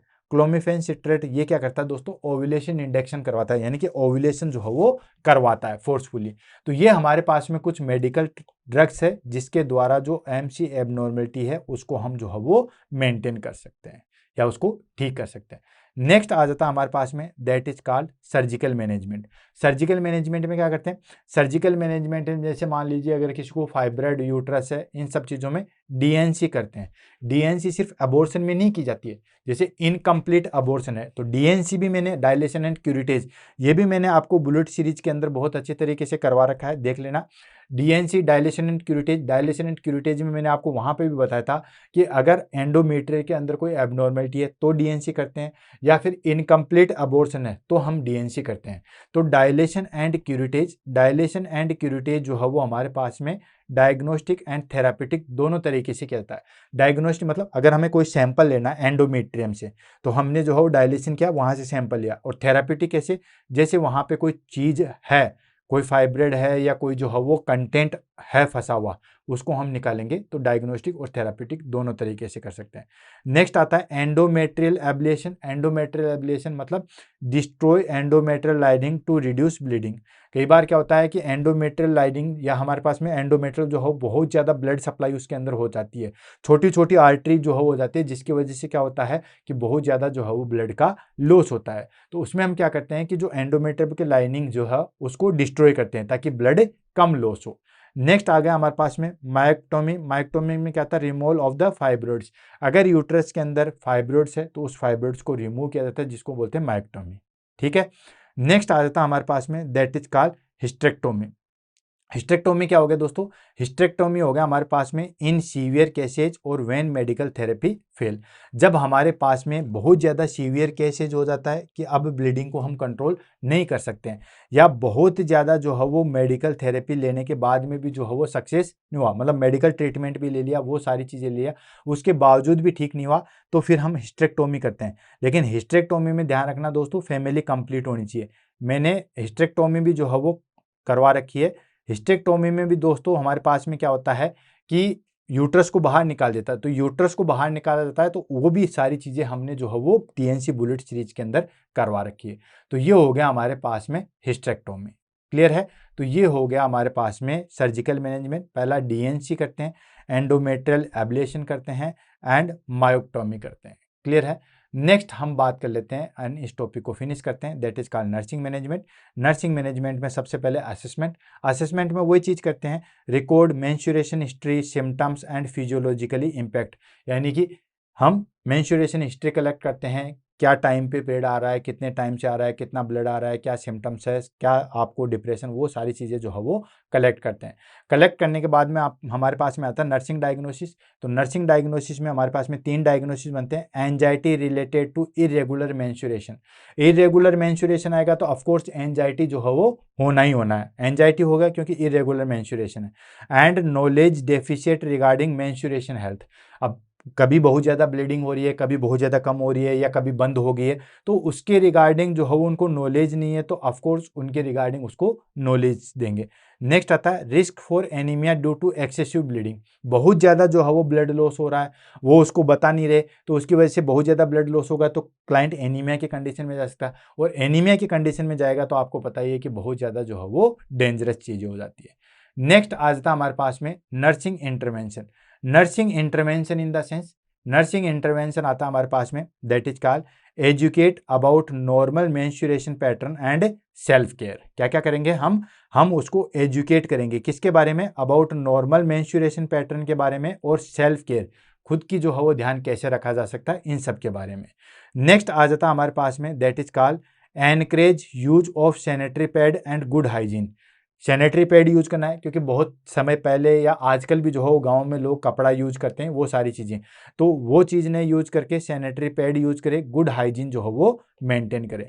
नेक्स्ट आता है एडमिनिस्टर प्रिस्क्राइब्ड मेडिकेशन। ठीक है, प्रॉपर जो है वो मेडिकेशन प्रेस्क्राइब की जाए, जो भी NSAID ड्रग्स है या जो भी जिस ड्रग्स के लिए जो है वो डॉक्टर ने प्रोवाइड किए वो प्रॉपर जो है वो दी जाए। Next monitor for sign of anaemia. Anaemia के कोई भी साइन है उनको जो हो मॉनिटर कीजिए। अब एनीमिया के आपको साइन पता ही है, स्किन जो हो पैलर हो जाएगी, यहाँ पे जो है वो आपको बिल्कुल वाइटिश दिखेगा, लिप्स आपको पिंक नहीं दिखेंगे, तो पैलर एंड फटिक वो सारी चीज़ें देखने को मिलेगी। एंड प्रोवाइड इमोशनल सपोर्ट, उनको जो है वो इमोशनल सपोर्ट देंगे, क्योंकि पहले बेसिकली चीज़ें MC एबनॉर्मलिटी आती है वो पहले तो जो है वो किसी को कहती नहीं है, लेडीजें शर्म के मारे ही नहीं कहती है। आजकल जो एजुकेटेड फीमेल्स है वो तो फिर भी कह देती है, लेकिन पहले वाली आजकल जो पुरानी है वो आज भी जो है वो नहीं कहती है, गाँव की फीमेल आज भी जो है वो नहीं कहती है, इसलिए इमोशनल सपोर्ट जो है वो प्रोवाइड करेंगे। हेल्थ एजुकेशन के रूप में हम क्या देंगे, हेल्थ एजुकेशन के रूप में हम देंगे importance of balanced nutrition and rest. Proper rest और प्रॉपर न्यूट्रिशन की क्या इंपॉर्टेंस है उसके बारे में उसको बताएंगे। भाई आप प्रॉपर न्यूट्रिशन एंड प्रॉपर जो है वो रेस्ट होना चाहिए। Next regular medical checkup, of course regular medical checkup होना चाहिए कि कहीं कोई एबनॉर्मलिटी तो नहीं हो रही है, कोई एबनॉर्मलिटी है तो तुरंत जो हो मेडिकल कंसल्ट किया जाए, वो सारी चीज़ें। Next avoid excessive stress and strenuous activity.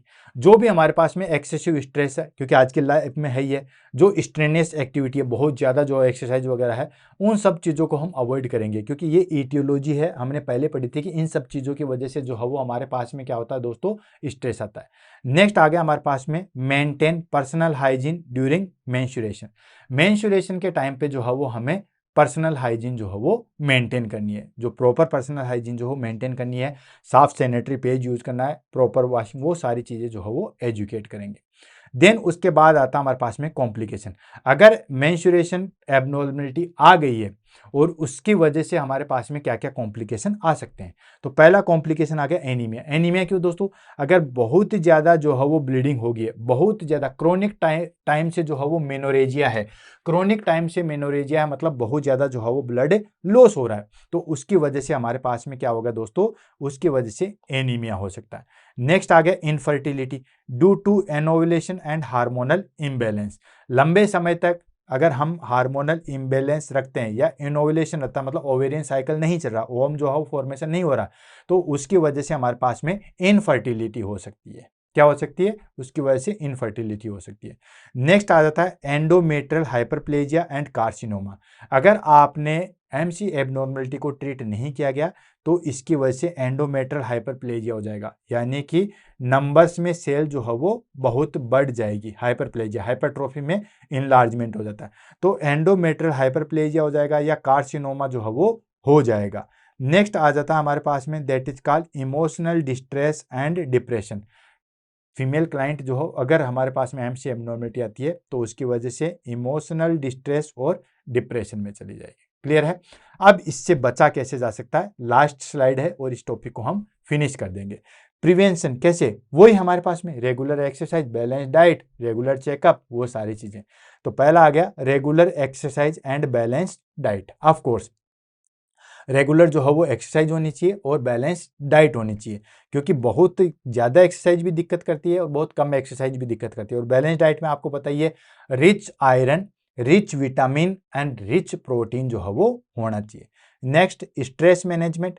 Stress management में आपको पता ही है दोस्तों, स्ट्रेस मैनेजमेंट में हम क्या करते हैं, हमारे पास में मेडिटेशन, योगा, एक्सरसाइज कुछ भी करो पर स्ट्रेस को मैनेजमेंट करो, क्योंकि बहुत ज़्यादा जो है वो रोड़ा यही अटकाता है।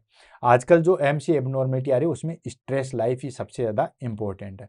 नेक्स्ट आता है avoid self medication with hormones, यानी कि सेल्फ मेडिकेशन लेते हैं जो भी हार्मोन्स की या एचआरटी है, हार्मोनल रिप्लेसमेंट थेरेपी वाली जो मेडिकेशन चलती है वो खुद से नहीं है, वो जो है वो हमारे पास में डॉक्टर की जो है वो एडवाइस से ही लेनी है।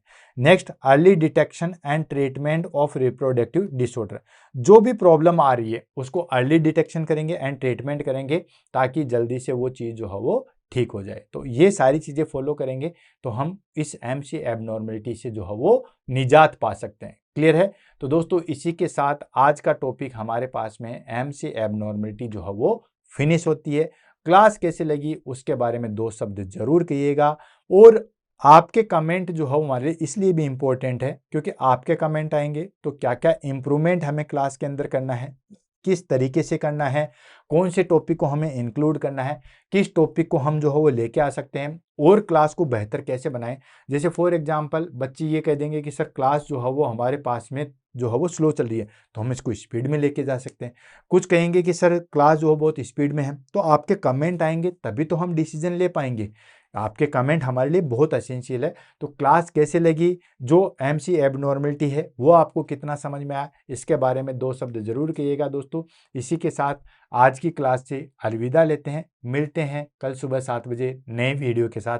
तब तक के लिए दोस्तों all the best, have a nice day, thank you so much.